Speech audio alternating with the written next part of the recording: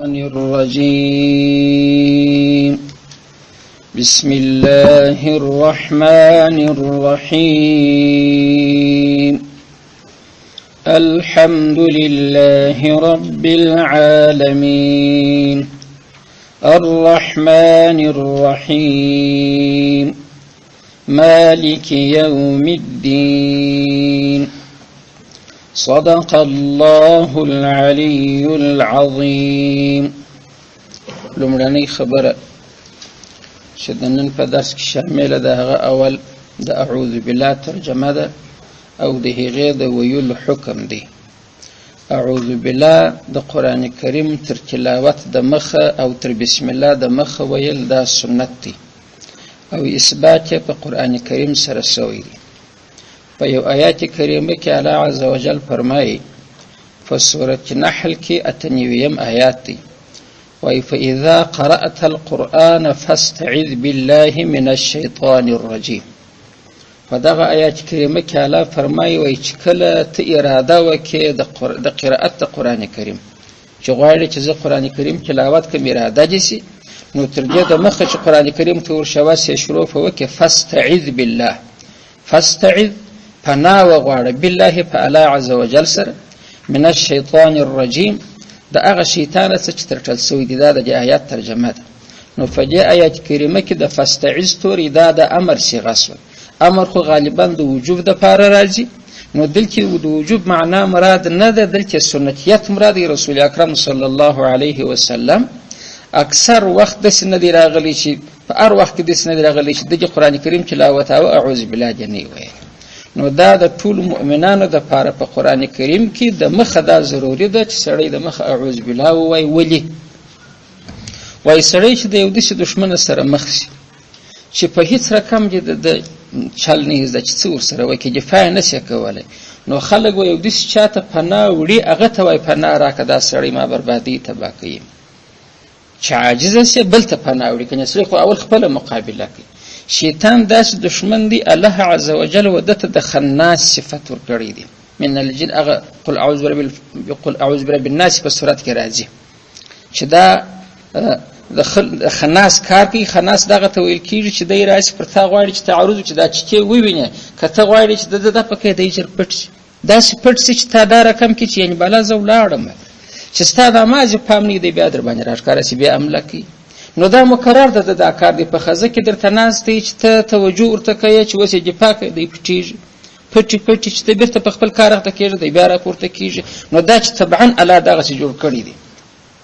چې خناس دی. نو د خناس صفات مې درو چې خناس دغه دی مخ ته راځي عملیه ته بېرته شاته ځي په کمین کې کښېني.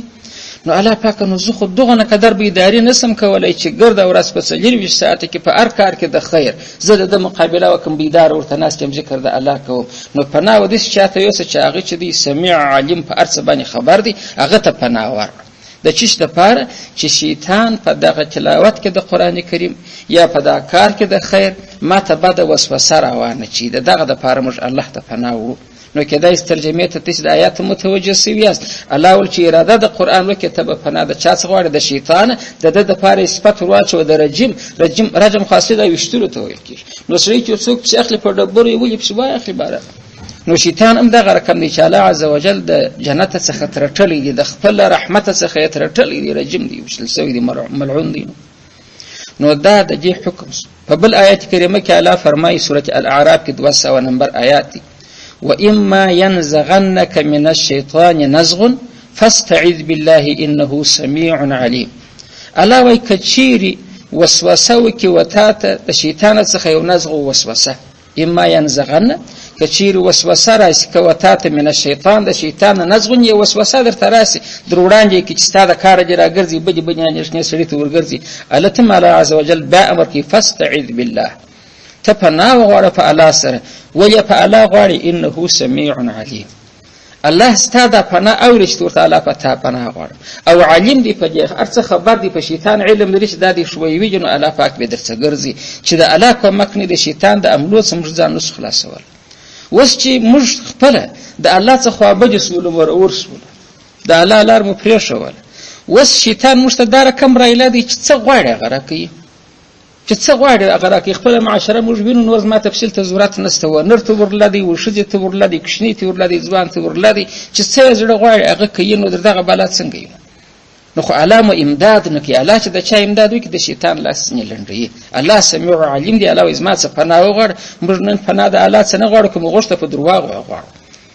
روان پر لار د شیطان یم ورسره ځم، الله ته ما ته پناه راکړه. الله وایي ته خو کوشش وکړه، د نیکو خواته توجه وکړه، بارانو ته زما څه پناه وغواړه. د نیک کار کې بارانو دایمي به ثابت به پر پاتې سي. نو خلاصه د خبرې یې ده چې د اعوذ بالله ویل د قرآن کریم تر تلاوت د مخه دا سنت دی. باید وویل چې ترجمه یې څنګه ده د اعوذ بالله ده. اعوذ زه پناه غواړم، متکلم واحده صيغه ده. زه پناه غواړم په چا سره؟ بالله په الله عز وجل سره، د الله په رحمت په هغه پسې زه منګولې ټینګوم، پناه غواړم د چا څه؟ من الشیطان، د شیطان څخه الرجیم چې ترټل سوی دی. دغه یې لفظي ترجمه څوک کېدای شي په ذهن کې راغلي. اعوذ زه پناه غواړم، د عوذ څخه دی. عوذ پناه غوښتلو ته ویل کېږي چې د چا څخه سړی پناه غواړي، ما ته پناه راکړه، خوندي مې کړه. بالله په الله عز وجل سره، د چا څه؟ من الشیطان، د دغه شیطان څخه الرجیم چې دی ترټلی دی. اوس دا د مخه تر بسم الله ویل کېږي که وروسته؟ نو چې اول د بسم الله شریف ترجمه زده کړو، بیا به تقدیم و تاخیر زه بیان کړم. د بسم الله ترجمه بیا دا ده. دې ته به نو تاسو متوجه کېږي طالبانو، موږ چې به خپله کوچنیانو ته شروط صلات وایي یا بل په هغه طالبي کې، نو به همداسې کول. بسم شروع کوم الله په نامه سره، الرحمن د رحمان ذات، رحیم چې رحیم دی. دغه ترجمه غلطه ده، په د اول سر کې غلطي لري چې ته داسې وایي چې بسم زه شروع کوم. د بسمې معنا خدا د بسمې په نامه سره دا شروع کوم، خو چې دی خو موږ تاسې هغه د نحوې څه قواعد په یاد دي چې بسمې جار و مجرور دی، بې اجاره پر اسم داخله سوی دی، یو متعلق غواړي چې دا تکیه ورته وکړي، فعل یا شبه فعل غواړي. نو هغه فعل چې دی یا ابتدئو یا اشرعو یا ابتدائي یا شروعي، دغسې یو تقدیر شول کېږي. دا خو د هغه تورې ترجمه ده، دا خو د بسمې ترجمه نه ده. کله چې طالبان دې خبرې ته متوجه دي، بسمې ترجمه دا نه ده چې زه شروع کوم. د بسمې معنا په نامه سره شروع کوم، خو د هغه پټ متعلق چې دلته ایښول کېږي دا د هغه ترجمه ده. نو په ځینو کتابو کې علماو دا کار کړی دی چې دا شروع کوم لیکي دا په یو قوس کې راولي، داسې یو قوس ورکړي، قوس لندۍ ته ویل کېږي. دا شروع کوم دلته ولیکي چې یعنې دا د دغه تورو سره اړه نه لري، دا د ځانه تقدیر ایښول سوی دی، داسې نه چې دا ته په دغه کې داخل کړي. کېدای شي په خبره پوه شولاست. په پښتو قرآنو کې پښتو ترجمه لري، هغه هم هغه د قرآن کریم ترجمه سلیسه لیکلي که یو ځای تقدیر غواړي لکه جلالین چې یې ورسره هغه تقدیر په قوسینو کې راوستلی، چې یعنې دا داسې نه چې تا دلته پر یو توري تاوان کې چې دا د دغه توري ترجمه ده، دا د هغه سره اړه نه لري، دا جلا تقدیر دی. نو دا شروع کوم هم عین دغه رقم خبره ده. نو ته به په ترجمه کې داسې وایي شروع کوم بسم په نامه سره الله د الله عز وجل، الرحمن چې دی خدای مهربان دی په دې دنیا کې پر مسلمانو پر کافر، الرحیم چې دی خدای مهربان دی په هغه دنیا کې پر مسلمان نه پر کافر. دا تحت لفظ ترجمه سو، مګر دلته په ترجمه کې اوس علما داسې بل رقم وایي، دې ته بیا طالبان باید متوجه شي. وار د واره شروع کوم نه وایي، داسې وایي خاص بسم په نامه سره الله د الله، خاص توری دلته راځي، خاص بسم په نامه سره الله د الله، الرحمن چې دی مهربانه په دې دنیا کې پر مسلمانو پر کافر پر دواړو دی، الرحیم چې دی مهربانه په هغه دنیا کې پر مسلمان دی پر کافر نه دی. شروع کوم وسوای. دا بیا ولي هغه د دې دپاره که دلته ته اشرعور دی چې فعل دی جمله فعلیه جوړه، یا شروعي یا ابتدائي دی چې هغه مبتدا سي د بسم الله الرحمن الرحیم اگر د خبر څخه هغه جوړه. به هر حال که دلته فعلیه جوړه کته اسمیه جوړه، خو چې بسم الله تعلق د ابتدائي سره ورکه، یا د مثال په تور د بسم الله تعلق تر ثابتول ورکه کې ابتدائي کښر دی، یا تر د اشرعو د ابتدائي سره ورکه کدا فعل کښر دی، چې هر شی د مخې شول کېږي حق تقدیم د معانی او د قانون دی باره ته واړه مؤخره کې دا حصر پیدا کوي، مفید د حصر. دا نکته ده د خاص ترجمه د هغه ځای راپورته کېږي. یعنې اوس بیرته دا خبره زه راګرځو، ته به داسې ترجمه وکړې خاص، دا خاص به ګوره وایه، خاص بسم په نامه الله د الله، الرحمن چې دی رحمت کوونکی دی په دې دنیا کې پر مسلمانو پر کافر، الرحیم چې دی رحمت کوونکی دی په هغه دنیا کې پر مسلمان نه پر کافر. زه شروع کوم. نو یو طالب یا یو عالم پر تاسو سوال کوي، دا خو علمي سوالونه دي، بیا برای دا خاص دی، بیا د کومه ځای راوښي. دا شروع کوم خو د اشرعو ترجمه سوه، دا خو سیدي اشرعو ترجیح، دا خاص بیا د کومه ځای دی ورته هغه دا بیا علمي شیان دي، د عربي د علم قوانین دي چې د یو شي حق تقدیمي نو خو د بسم الله متعلق باید مخکې کښېښول شي او کې واړه یې شاته کې وروسته یې کې دا بره حصر پیدا کوي. حصر دا معنی چې وایي دا خبره داسې ده بل رقم نه ده. نو څه ضرورت دی چې خاص ورسره خاص په نامه د الله وایي په دې کې رد راځي پر هغه چا چې هغه مشرکان هغه چې یو کار کوي وایي باسم اللات د لات بت په نامه سره د یو کار شروع کوي، باسم العزا عزا د دې یو بت په هغه نامه سره. مؤمن چې خپل توحید ښکاره کوي د الله عز وجل سره خپل اړیکه ټینګوي براوي خاص د الله سره، زه د بل چا سره اړیکه سره علاقه لرم. نو اوس ترجمه ته تشراله سپوس بس نو شروع کوم د بسم الله ترجمه خو بیان نه کوي یا نو شروع کوم به ورسته وای جلا هغه جلا دغه مقدر چې دلته شو کیږي دغه ترجمه ده د بسم الله ترجمه بسم معنی په نامه سره الله د الله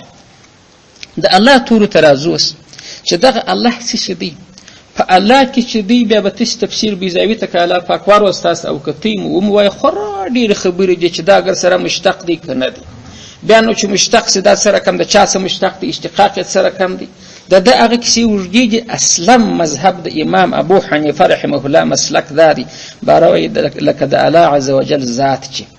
منزه دي د تغییر او د تبديل او د عیوب څخه په دې کې تغییر ناراضي پر یو رقم دي تل تل برقرار دی رب زما رحمان بابا دغه شانی وای دغه د الله نوم دغه اسم ذات دی په دې کې اشتقاق مشتقاق یا لالونه نه چلیږي ورته جوړېدل ځات پلاني څخه جوړ شوی دی اصل یې پلان نه بیا داس تغییر پکې کراري بس د الله نوم دا رقم دی لکه د مثال په تور موږ وای میز بس دا میز دا ټیبل چې ورته وای چې شی پرځي دا د چا څخه جوړ شوی دی دا جوړ نه غواړي دغه د پاره نوم مثلا یو سړی دی نوم عمر دی نو عمر د چا د اشتقاق نه غواړي دغه سړی د پاره علم دی د جزات لپاره شول شوی زید د یو سړی نوم دی د یو الک نوم دی زید مبارک خلک وای زید چا څه بابا دا اسم ذاتی دغه شی د پاره هیڅ صفت نه دی پکې کې مراعات کدا اس خبرې ته متوجه سویاس نو د الله توري دا د الله پاک د ذات لپاره اسم علم دی هیڅ صفت پکې کې اشاره نه ده په خپل پد کې بلکې هغه ذات چې جامع د ټول صفاتو د کمال او منزه د ټول صفاتو څخه د نقصان او هغه ذات د الله توري وضع سوی دی په دغه تعبیر چې موږ ځینکو چې هغه ذات چې جامع د ټول صفاتو د کمال منزه د ټول صفاتو د نقصان خدا خپل یو صفتی ترجمه ده موږ وایو دغه مفهوم ته دی نه دی وضع دی و ذات ته وضع دی کداغه سوای لکه د مثال په تور سړی چې دغه سړی نوم عبد الله یا دغه سړی نوم عبد الرحمن دی ک الله دغه سوای موږ به دغه سړی چې دغه د پاره الله وضع دی خو الله نه لیدل کیږي یو رقم نه کیږي بار څنګه تعبیر در وکم څنګه در وشم بار د سیو تعبیر جوړ کوم هغه ذات چې هغه جامع د ټول صفاتو د کمال او منزه د ټول صفاتو څخه د نقصان هغه ته الله وضع دی ستا فکر دا دی چې الله لکه دا مفهوم ته وضع سم مفهوم ته نه دی هغه د الله ذات خو د الله ذات په یو رقم ته تنسل شوړي چې لاس وروړي کېدای لاس مې وروړي چې دا که پستور لیدل کېدای وي چې دا چې په یو رقم د په یو حاسو در کېدل ایجاب وروړي کېدای خوانجه څکل کېدل وي چې دا خو هغه سم نه دی نو په دا مفهوم مازه تعبیر کوم کنه موضوع له هغه د الله ذات دی نو خلاص ته خبرې څه د الله توري کې اشتقاق نشته خاص د ذات نوم دی اسم ذات د مخ کې په صفتونو مان الرحمن الرحیم دا دواړه به صفتونو مان دي عوام چې په اسم ذات په اسم صفتی پوسی زبې مثال ورته وایم اسم صفتی دا د چې د یو چا صفت نه معلومیږي لکه په کلی کې یو سړی لرو نوم یې د مثال په تور زید دی خود د کار چې دی خیاطی ده نو خیاطی چې د څوک خیاطه کارالی ورته د خیاطه کاسه ذات سره د صفته خیاطی د سیز معلومه چې درځي اکارالی یا ډریور اکارالی ا ډریوري صفتینوم دي دغه وظیفه هم ځنی معلومه چې هغه کار کوي هغه ذات معلوم سو او چې زام زید رالی تیسرینوم زید هیڅ صفته په سړی رالی خلاص صفته نه ځنی معلومیږي او کدا هغه زید خیاط زم خیاطه کارالی هغه صفته ځنی معلوم هغه کار چې په دې کې ستاغه ځنی معلوم سو یا څوک وای د مثال تر ډیر بد سړی شمال الته ویني بروي شریر بیا رالی اوس دا شریر چې دی شرناکه خدا دغه صفته معلوم کی هغه ذات صفت واره سره جوړه شي نو د الله نوم نوم دغه رقم د الله یو نوم اسم ذاتی چې هغه دغه د الله توري دی دا نور اتنی وینم چې د الله دی ګرد صفتونه مانځي په ټول کې صفت د الله اشاره ده لکه په رحمان رحیم کې رحمت اشاره ده په قهار کې قهاریت اشاره ده دا غره کمه د مثال په تور په ستیر کې چې د الله تعالی نوم دی یا ستار یا ستیر په حدیث کې ستیر توریم راغلی دی دا چې به د علاوه پر د بوشیت اشاره ده چې پر ډیرو خلکو باندې په دې شایبو کې کړل لکه الله دې پر د پر غړول انسان لا نه خبر نو ګوري دا اسماء صفتیه دي. نو دا خو بیا تاسو د نحوي قاعده زده کړې ده چې اول اسم ذات ذکر کیږي چې ذات نسبت په چا پسې قایمه، لکه اوس چې دیوال نه دا زرغونوالي و چاته ورولې چې اوبه نه خو یا به اوبه زرغونې یا به مځکه زرغونه یا به واښه زرغون، یو شی به خو زرغونوالي هلته یو شی غواړي چې دا زرغونوالي پسې ودرېږي، لکه تودوالی و سوړوالی چې هلته یو وسپنه یا اوبه یا یو بل شی نه چې توده یې نو خطود به هغه شی یا به وسپنه توداسي یا به اور تود هغه ذات هلته غواړي بیا به هغه صفت کېږي. تریخوالی یو صفت دی چې ذات نه تریخوالی په چا پسې قایمه، نو مخکې د ذات ذکر غواړي الله اسم ذات مخکې ذکر کوي، الرحمن اسم صفتی دی، الرحیم اسم صفتی دی، دواړه د رحمت څخه جوړ دي. یو خبره بس تاسو دلته داسې چې رحمان او رحیم د رحمت جوړ دي. رحمت چې دی د موږ د زړه نرمي ورته وایي، رقة القلب، د زړه نرمي. نو الله پاک زړه لري، زړه نرم دی چې رحمان او رحیم صفتونه لري. کله چې په دې سوال تاسو پوهیږئ نو ځینې علما خو دا جواب کوي چې دلته د زړه نرمي نه ده مراد، هغه د زړه پر نرمي چې کوم آثار را مرتبېږي هغه یې مراد. تاسو چې پر یو چا زړه نرم چې زړه پر وسوځل شي نو خو بره احسان ورسره کوي، بره باغ دي چا شی د نه درلودي ورلره ورغی که واژه مې پر وسوځل شو نو د زړه پر سوځېدو هغه احسان را بنا کېږي. دلته هم د رحمان څه مراد هغه د زړه سوځېدل نه دي مراد. الرحمن چې دی مهرباني کوونکی دی بیخي ډېر، الرحیم هم چې دی بیخي نهایي رحمت کوونکی مهرباني کوونکی دی. دا ترجمه کوي مګر هغه سیې نه ده. سیې لاره دا ده په قرآن کریم کې د الله خپل ځان په باره کې داسې وایي لیس کمثله شی، لیس نسته کمثله په مثل د الله شی، هیڅ شی نسته د الله په رقم په مثال هیڅ شی نشي کېدای. د الله څه ما سوا که ملایکه دي که انبیا دي که اولیاء دي که علما دي که دا د اوس وخت ساینسدانان دي، د الله پر رقم شی ولاکه کولی شي. ساینسدان چې هر څونه چې وایي زه مریخ ته وختم مګر بیا به په یو ځای کې عاجزه سي زکندن به یې ورته وایي چې اوس ځان خلاص کړه، ځان نشي خلاصولی. د الله ګریب چې دا رقم چې راټینګ کړي. نو د الله صفات چې دي هغه د ټوله مخلوقه ما سوا دي. په انسانانو کې چې د رحمت صفات کوي برای معنا دغه د رقة القلب د زړه نرمي، مګر د الله تعالی په صفات کې دا ترجمه نه کېږي. والسميع معنا اورېدونکی، نو برای الله دغسې اورېدونکی دی لکه موږ خو د دا غوږ د لارې اورو. دلته شپېلۍ ده په داسې کې بیا پرده ده هغه داسې اواره ده چې اواز که رومشلي دماغ یې درکوي چې دا د فلاني اواز دی. نو الله هم دا رقم غوږ لري داسې شپېلۍ لري. خو سمیع دی پر ایمان مو دی، لیکن څنګه کما یلیق بشانه. رحمان و رحیم هم دغسې صفتونه دي چې الله رحمان و رحیم دي. څنګه رحمان و رحیم دي؟ زړه یې نرمېږي چې د الله د شانه سره مناسب هغه رقم رحمان و رحیم دي. په دا خبره هم پوه شواست. اوس په رحمان و په رحیم کې خبره ده چې دوی دواړه صفتي اسماء په صفتیت کې بیا د مبالغې صیغې دي. مبالغه چې بیا په شي کې ډېرښت ملګری، نو د الرحمن مبالغه بیا د رحیم تر مبالغې ډېره ده. ولې؟ خشتمال چا خشتې موږ تاسې به لیدلي ګاګا خشتې موږ که د ده غالب دوې خانې و دوې خشتې اچوي په یوه پله، که د ده غالب څلور خانې و څلور خشتې په یوه پله اچوي. نو د الفاظ وای قوالب د معانی و دا به مو زده کړي. هر لفظ د خپل معنا لپاره غالب دی، هغه پټ پکښ پرته ده چې لفظ ته ذکر کړي د هغه سړي ذهن ته معنا راځي. نو اوس د رحمان غالب ډېر دی. ری یو توری دی، یوه خانه سوحې بل توری دی، میمې بل توری دی، پر دامین ولاړ خنجریز ور دا یې بل توری دی، نون یې بل توری، دا پنځه توری سو، پنځه خانې سو. الرحیم چې بیا دی هغه بیا څلور توری دی، ری یو حې بل او میم دغه یې بل او میم بل دا څلور توري سو. نو د هغه خانې لږ سوې د دې خانه ډېره سو. معنا خو چې په قالب کې ولېږي د دې معنا نو کوي ډېره سوه. نو چې ډېره یې سره کم به ترجمه کړي. الرحمن چې دی خورا لوی مهربانه دی، خورا لوی. ګوره موږ په خپله پښتو ژبه کې څنګه دا لوی دی، دا خورا لوی دی، دا بیخي ډېر لوی دی. په دا خپل پښتو خو به پوهېږي چې با لوی لږ کې لوی چې ورته خورا لوی دی، نو کې در هغه لا ډېر سو بیخي ډېر لوی دی، بیخي ورسره ملګری کې ډېر هم وار په وار پسې ډېرېږي. په رحمان کې به ته دغسې وایه چې دی بیخي لوی مهربان دی.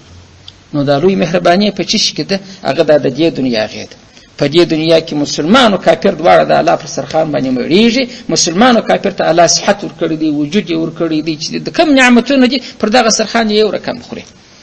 پر دغه سرخان یو رقم خوري. تر دې پورې به زه تاسو ته یو لطیفه ووایم. یو ځای ډوډۍ و ختم، نو ډوډۍ چې خلاصه سوله سړی اوس به پر موږ باندې غږ وکړي چې برابر یو ملا ته چې مولوي صاحب ته دعا وکړه.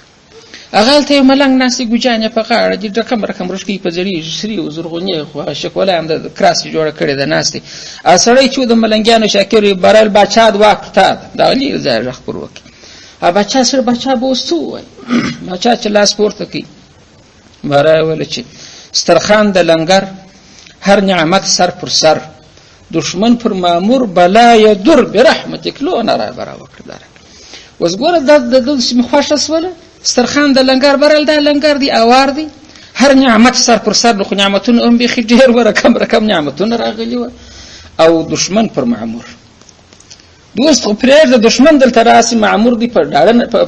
ماړه نس یې وخوړه ولاړ سو ابرل بلا یمدر نو خدای چې بلا در څه لري کې در خدای لري ته وای بلا یدر برحمتک یو خلاص دعا وکړه دا رقم د الله عز وجل سرخان دغه رقم چې دشمن پر معمور هیڅ کافر چې دی هغه دغه الله نه ورسره کړی چې تنو کافر د رزق څخه ولا کوي یا ښه پراخ رزق ورسي نو د رحمان ترجمه څنګه شوه چې دی لوی مهربان دی په دې دنیا کې پر مسلمانو پر کافر نو مسلمانانو کافران چې پر لجامه کې څونه ډیر چې یوازې مسلمانان زنجلا کې لږ نو د دې مبالغه ډیره سوله بیخي لوی مهربان دی په دې دنیا کې پر مسلمانو پر کافر رحیم ته چې ورلې تورې لږ سوه څلور څه معنا یې هم لږ سوه کفارګر د ځینې وتباره او الرحیم چې یوازې مهربان دی په هغه دنیا کې پر مسلمان نه پر کافر د هغه دنیا ولې ورسره وای نو خو هلته رحمت یوازې پر مؤمن دی نو هلته د کافر سره رحمت کول کېږي هېڅ نه کول کېږي ګر سره نو خلاص ترجمه تاسې اوس څنګه زده کړه چې بیا یې کوې خاص بسم په نامه الله د الله د خاص توري خو در په یاد کې خاص په نامه د الله په الله کې کوم صفت اشاره ده هیڅ ذات الله مراد الرحمن چې دی لوی مهربان دی په دې دنیا کې پر مسلمانو پر کافر الرحیم چې دی بیخي مهربان دی ډېر لوی نه وایم چې دی نهایي مهربان دی بیخي هغه پای درجه مهربان دی خو پر چا پر مسلمان نه پر کافر ګوره هغه مرحوم علیهم چې الله رحمت پکې هغه را لږ سوه نو دی خو غټ مهربانه خو دی مګر بیا هم کمښت پکښې کې دی ولې کافر ځینې وتلی دی نو د ده لویو مهرباني سره نو په دواړو کې مبالغه معدراله اشه بیا رحمان ته رحیم د مخه ولیکئ خلک وایي طریقې د ادنا څه و اعلی ته کېږي نو خو د رحیم تورې لږ د رحمان دا ډېر باید هغه وروسته وایي دا را د مخه وایي د هغه جواب دا دی چې الرحمن و د رحیم په باره کې چې دی په دې کې داسې اصطلاح ده دا رحمان و رحیم خو صفتي اسما دي صفتي اسما خو هر څوک چې رحمت پکښې کې باید ورته وویل شي مګر په څه چې کائناتو کې وګوره د رحمان صفت بنده دپاره نه دی مستعمل شوی د خپل ذات په اعتبار چې ورته وګوره رحمان ته چې صفت خو باید انسان ته ورسي دا سړی رحمان ورته وویل شي مګر په استعمال کې د عربي ژبې هېڅ نه دي راغلی چې پر یو چا د رحمان نوم کېښودل شي او د رحیم نوم چې دی هغه ایښول کېږي الله عز وجل د پیغمبر علیه السلام په باره کې وایي بالمؤمنین رؤوف الرحیم نبی علیه السلام پر مؤمنانو باندې رؤوف رحیم دی ډېر پر نرمي کوونکی دی ډېر رحمت کوونکی دی هغه د پیغمبر لپاره د رحیم تورې کارول شوی دی د رحیم نوم پر پیغمبر علیه السلام ایښی دی نو د رحیم صیغه دا تورې لکه پر الله چې اطلاق کېږي پر بنده یې هم کول کېږي او د رحمان تورې که څه صفتي دي باید د هغه رقم وایي لکه رحیم لیکن خو د استعمال د وجې دی دا رقم سو چې مختص په الله چې پر بل چا باندې اطلاق نه کول کېږي اوس نو رحمان خو په خپل ځان کې په خپل تخم و ریښه کې چې دی صفتي اسم دی په استعمال دا رقم سو لکه اسم ذات اوس لکه الله چې پر بل چا نه ویل کېږي دی نو دیم لکه ذات دا رقم سو رحیم لکه صفت بارن و رحمان هم تر رحیم را د مخه سو که قانون خو دا بل رقم چې باید رحمان اخواته وایي رحیم یې دې خواته وایي ولې خو هغه لږ دی هغه ډېر دی خلک د کسنیک ځینې څه لوړي ته خېږي پر دا رقم باید شور شوی لیکن خدای چې اسم صفتی نه دی په استعمال کې یادو اسم ذات رقم سو نو خود لکه الله چې تر دوار د مخ دی به تر رحیم د مخ سو نو خلاصه د خبرې پر رحمان و رحیم په بسم الله کې دغه بس یو څو خبرې وي چې زده کی د خاص توري مراعات سو دغه ځای چې مرجع هغه د چشته او فهمول سو د دې څه چې د متعلق ورسته مجور سره وای شرط پر مشرکانو وسو او بل د شروع کوم معنا چې د هغه به د بسمه په ترجمه کې نه راړي د بسمه معنا نوم دی په نامه د الله ولې هغه د ترجمه نه د هغه د هغه اشرعو ترجمه ده یا د افتجئو ترجمه ده نو هغه د سره څه اړه لري نو هغه به د ځان ورسره وای اوس چې د بسم الله ترجمه هم تاسو زده کړئ د اعوذ بالله د مهم زده کړئ نو کوم یو به د مخه وایو اول به اعوذ بالله ویل کېږي پسې به چې ویل کېږي بسم الله ولې وای د دې دپاره دا کار داسې په کار دی چې د تصوف چې ورته وایي تاسو پیګرک چې ورته وایي چې یو سړی د یو شیخ مرید شي زه نو هغه شیخ یادوم دغه اکثره دغه نه یادوم چې په هېڅ شک نه دی دی بره مریدان دی نو هغه مشایخ چې وه چا علما به وه د هغو قانون دا دی وایي تخلي تر تحلي د مخه ده تخلي معنا ځان خالي کول دی یو شي تر تحلي ځان ګڼهداره کول په ځان پسې یو سینګار مشرول اول تخلي کېږي بیا تحلي کېږي که په نور څه نه پوهېږي په دغه خپل کوڅې په اصطلاح خو پوهېږي ناوې اول د واره خلک لمبوي د خولې څه پاک کوي بیا یې سینګاري که اول سینګار وکړي بیا یې لمبوي اول یې پاکوي، نو خو اول باید د امام وکړي، باید ځان پاک و صفا کړي، وروسته تر هغه به نو بیا د زیور نور شیان په ځان پسې موښلوي. په چټلو کالو په دغو پسې سړی خلک زیورات نه موښلوي. نو هغه چې واره واره لمبېږي خیره ایسته کوي، هغه یې تخلص وله. دا چې بیا غوږوالي و امیلونه و نور زیبو زیور کوي، دا یې تحلص وله، عربي تورې تخلي نو د مخه ده تر تحلي، تحلي وروسته راځي. دا غره کم په دغه قرآن کریم کې چې تلاوت کوي یا لمونځ کوي یا بل کوي یا بل کوي، اول باید ته ځان خالي کړې د هغو وسوسو څخه د شیطان، هغه ګویا چې ستا دپاره عیبونه دي، وروسته بیا ځان د الله په رحمت باندې منور کړې. نو په بسم الله کې خو ته رحمت ته ځان جوړوې،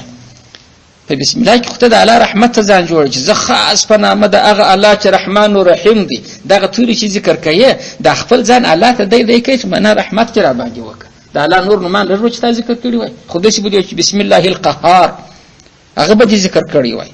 هغه نه ذکر کوي. ولې؟ خو هغه څه پناه غواړي، هغه دې نه دي خوښ، د الله هغه صفتونه دې راپورته کړه چې ستا ډېر احتیاج دی ورته چې په رحمان و رحیم ذات باندې. نو دلته ځان چې په رحمت متصفه کوي، اول باید تا ځان د شیطان د وسوسو څخه پاک کړي. نو دغه تقاضا هم دا ده چې اول اعوذ بالله ویل کېږي، پسې بسم الله ویل کېږي. کېدای شي په مضمون اوس تاسې پوهېدلي یاست په دې خبره باندې. ښه، په دغه بسم الله کې دا درې نومه چې الله الرحمن الرحیم، ولې دغه خاص کړي دي؟ لکه دا ما چې درته ویله چې د قهار توری نه کوي ذکر، دغه یې راوړه. دغه وجه دا ده انسان نه یوازې بلکې ملک، پیری، انسان، غر، مځکه، ټول په خپل وجود کې اول و الله ته محتاج دي، وجود نه لري چې الله نه. نو د شیانو وجود د الله د ذات را مستفاد دی، چې الله ذات نه وای د دنیا به نه وای موجوده، وجود د ذات اخصاص دی. نو اول دی الله ذکر کی چې بسم الله، اول دی خپل وجود الله تر پیش کی چې الله کته نو ذکر موجود زه چا پیدا کول. ورسته د دنیا زندگی چې ده، په دنیا زندگی کې خو به چې د الله رحمت نه خو نه کافر ژوند کولای شي، نو مسلمان ژوند کولای شي. ستا د ژوند شیان چې ستا ضرورت لکه اوبه او هوا څنګه وړیا درکړي دي، څنګه مفت درکړي دي. اوس که دا هوا په بای وای په بوتل کې خرڅېدلی سر موته دي نیولی، خو زموږ لکه د موټر تیل نو خبره به هوا ځان ته دغه رقم رانیولی په بوتلانو کې لږ نو کې به سر موته ورلاوي، د اکسیجن به کرار وای. مګر مفت اکسیجن دی استعمالیه چې هلته دغه نه لري، پمپ نه لري چې واسې چې اکسیجن راکړي. اوس یې موږ پر نعمت بولو لا ولا اوبه چې دي خو د هغسې د اوبو اکسیجن ته انسان ضرورت لري. اوس ماهی یوازې د اوبو د اکسیجن کار اخلي، نو مرغه بیا د مثال په تور د هوا او د اوبو څخه لږ، انسان دواړو ته دغسې محتاج دی چې اوبه ګړۍ په ګړۍ غواړي، هوا ګړۍ په ګړۍ غواړي. نو دا بیا د رحمان سره اړ لري چې الرحمن چې الله رحمت کوونکی دی، خو زما دا ژوند بیا دغه نه کېږي. بیا چې مړ شي خو هلته بیا ته محتاج، نو رحیم خو بیا هغه د هغې دنیا رحمت هغه دې بیا راوړي. دا درې سره اسمه په دغه په دا ګرد اسماو کې د الله چې دا نن یې نومان و په دغه کې دا درې ولې را خاص کړه؟ په دغه کې چې دا ټول بسم الله خپل د وجود احتیاجات ورپورته کړي چې وجود مې په تا ده. الرحمن چې دی دلته کې بیا د خپل زندگی ور پیش کړي چې ته خو په دې دنیا کې پر کافر او پر مسلمان مهرباني را باندې وکړه چې ژوند مې په ښه توګه دوام وکړي. الرحیم الله پاک خو هغه دنیا کې خو بیا زه خالي لاس لرم، رحمت کې غواړم هلته به زما سره زما د عمل حساب نه کوي، رحمت به راباندې کوي. دا درې نومه په دغه باندې را خاص کړه.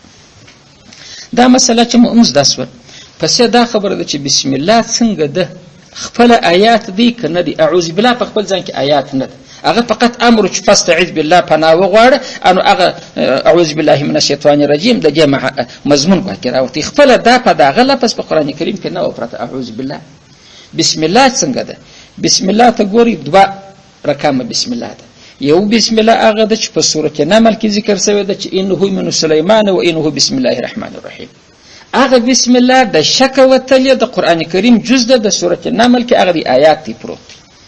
کدا اسم مضمون په هغه بسم الله کې د هیڅ اختلاف نشته. ټول علما ټول امت مسلمه پر دې متفق دي چې قران آیات دي. نو دغه بسم الله څخه رئیس تسولې بیانو